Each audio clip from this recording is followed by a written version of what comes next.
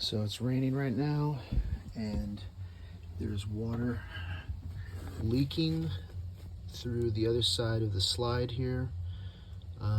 You can see it's about halfway, about halfway between the two screw marks here. It's closer to the further one over there, and there's water that's getting in. Let me switch my light. There's water that's getting in, it's traveling along this seam, and then it's collecting over here.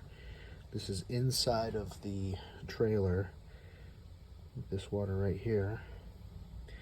See, it's right by the motor, and then it travels along over here, and then it's soaking, collecting over here.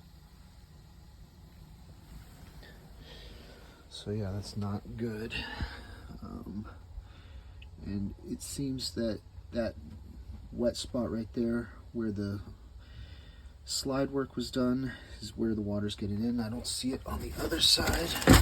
If I go over here, it's dry. There's no water leaking in over here. It's just over here on this spot